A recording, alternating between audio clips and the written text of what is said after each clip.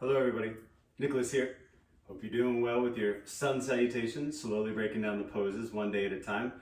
Remember, we have up to 21 days in this particular course to get that together and make it happen before we have our final practice together. So, hope you're enjoying it. If you got a little behind, no worries. It isn't about rushing and forcing yourself to do this, right? I want this to be something that you enjoy and want to be a part of. So, that being said, let's get into the topic at hand, right? So we're talking about forward folds here. The actual fold is called Ūttanāsana. Ūttanāsana. Now, in the previous video, I covered that you should be very mindful about any pain, anything you're feeling in your body, as this can heavily influence, one, potential injuries, or two, just general functionality while you're doing it. So you want to be mindful of any pain, any discomfort, so that we can act appropriately. So this is a very generalized video, and also right before this you should have done the step-by-step guide to the forward folds. That's by no means exhaustive and should be taken with a grain of salt with regards to the fact that it takes all kinds of words and cues to really get at the heart of the matter, because one cue to one person sounds amazing and to another person it's not exactly landing, and that's okay, right? That's why we work together. This is also why I'm offering you guys a complimentary session with me, so that you guys can have that opportunity to really dig into the aspects that are either slightly confusing or haven't quite landed well for you. So without further ado, let's get into our forward folds. So hopefully you guys have a good idea of what Tadasana and then Urdhva Hastasana feel like in your body, right? That upward salute, that expanding, that elongating of the body, all right? As well as that standing tall while grounding the body. So there's a theme that kind of flows throughout this practice, not just in the actual postures, but the feelings that the postures elicit in the body as well, okay? I think I said as well multiple times. Don't judge me. So that being said, one of the biggest functional errors that happens when people are doing forward folds as they transition from their Urdhva Hastasana, or just in general from right here, is the placement of the hips, all right? So there's lots of different ways you can place the hips, right? And depending on what yoga pose you're doing would influence what cues and where in the foot I would suggest that you feel this, all right? So for instance, say you're doing a modified version of your Urdhva Hastasana and you're going to fold this way. I'm going to turn sideways and show you. I'm going to push my hips back so that I feel it on the back of my legs, and then my spine stays straight the whole way down, right? So I feel length all the way at the back of my leg. I am somewhere between the arch of my foot and the heel of my foot where I'm kind of gripping down, right? You want to use the whole of your foot. Think about footprints in the sand, right? You have the big toe and then this region up here, and then it comes down and around to the heel. That's what's left, right? That's where we really dig into things to propel ourselves. That is no exception here. No exception here at all. So, my friends, let us have our arms up, and we're gonna stretch tall. So when you really get into this posture, it's all about how long that spine continues to stay, and then you can go down. So some people bring their hands to their heart, that's fine. Arms could stay overhead, or they could be more of a swan dive down with the arms out in a Y shape, all right? So some people get down and then they bend their knees right away, and that's cool. Some people like to really get into this and they kind of yoga boogie or move around to help loosen up their spine, loosen up their hips, loosen up their ankles. All of these things are completely accurate and perfect to be doing, right? What we're looking for here specifically is to find your comfortability and your best possible outcome, right? So that being said, you're looking to feel through your body, find the right space for you that doesn't either perpetuate any injuries or actually can help heal them based on using muscles around that area and strengthening them. So, wouldn't that be great? All you have to do is yoga to help heal your body.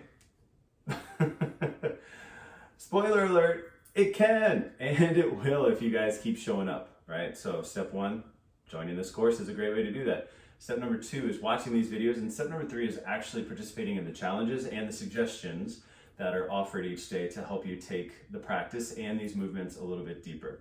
So let us talk about where you can put your hands for this. So remember, you start with a Tadasana, and then you bring it up, and you come into your Urdhva Hastasana. And then you're going to inhale, straighten up, and then you're going to fold down. So some people may feel more comfortable if they put their weight in the balls of their feet and really press through their toes. Notice how my hips don't go back, okay? Now, the problem with this is that one, of all of the ways of doing this, could potentially drop into your lower back. If you feel your lower back as you're doing that, then that's not really the one for you, right? So watch the difference. So this is on the balls of my feet. And then this one is more in the back side of my foot. Notice how my hips go behind me, and it really loads. That's what we say. It loads or picks up in the back of the legs to make it happen, or create it, or propel it as you lower down. All right. So the more you feel it in the back of the legs and your core, the better off you'll be, right? Shoulder blades need to stay together. So if you have trouble keeping those shoulder blades engaged, so you have something like this, right? And in some yoga poses, having that rounded spine is what we're looking to do as a counter posture to a forward fold with a flat back. But that's later on down the road. That's something to get into on another course on another day. So I like to put my hands on my hips and then push the hips back and fold down and then come back up. Practicing where I put it into my feet. So when I'm in the balls of my foot and the big toe, I feel it mostly down towards my calves, okay? And my core. When it's in my heels, it goes way back, right? And so I have my elbows up here so that I keep a nice long spine when I do it, right? So for me and my body, it doesn't matter whether I have my hands here, here, or even here, I keep the same spine because I'm very conscious that it is a lower body folding right here. So I want you to think about really controlling your descent, right? You don't want to be just dropping down. It's all about that. How can I activate my legs so that I come down appropriately, right? And right now when you're practicing it, I don't care so much about where your arms are at. Now you'll see the girl in the video really tuck her hands behind her heels and get into that deep Ūttanāsana forward fold. That is not necessary whatsoever. If your forward fold leaves you here with a relaxed neck, that's totally cool, right? If your knees have to be bent because your flexibility is really reduced, that's cool, right? We all start where we are. But I'll tell you one thing, the more you return to forward folds, the more you're going to create length on the back of the legs. And that, my friends, is one of the aspects that we want to focus on today, right? So say you're weaker today, that's cool. We're gonna work on that. So I want you guys to hit pause, and I want you to take a few moments and practice putting it in to the toes, maybe using a mirror to notice, and closer to the heels, more in the arch of the foot. And remember, if you have to bend your knees while you're doing it, that's fine. You can slide your hands down your legs to do so, right? Some people may need more knee bend for whatever reason. But again, if you feel pain in your lower back, if you feel tightness in the back of your leg that feels super impactful, then you want to put your hands on your thighs and take them down. So again, hit pause and then practice moving within the toes of your feet and the heels of your feet. And don't hit play again until you feel comfortable with what that feels like specifically in your body. If you feel it in your lower back, try pushing your hips back further or pressing your big toe in deeper. So if you're in the toes, big toe really grips in like a velociraptor claw. And if you're using the heels, make sure you push the hips back further behind you. So again, I'll show you. I know I was gonna get you started in practicing on your own. So that one was more for the toe. All right? And then this one's more in the heel. So I push my hips back and I really feel it along the back of my legs and bring it down. So does it have to be a perfectly straight leg? Nope. Could it be bent? Could it be any variation of everything I just showed? Yes. So hit pause, practice that for 1, 2, 5, 10 minutes until you know for sure that you got a handle on it, okay? Enjoy that. And welcome back. Hopefully you guys got a little bit out of that with regards to what you need to do and when to help make your forward fold safe as you move from the Ūttanāsana, the upward salute, down to the Ūttanāsana. All right. So that transition is crucial and key. The actual forward fold isn't as challenging as that. So this specifically was about forward folding. I'm going to do a specific video with regards to once you get into the forward fold, but I'll give you a hint.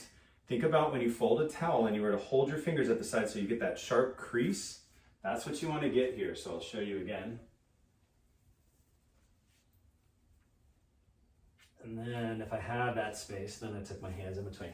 So my friends, that was your transition from your upward facing salute or upward hands pose and down to the Ūttanāsana, right? So enjoy.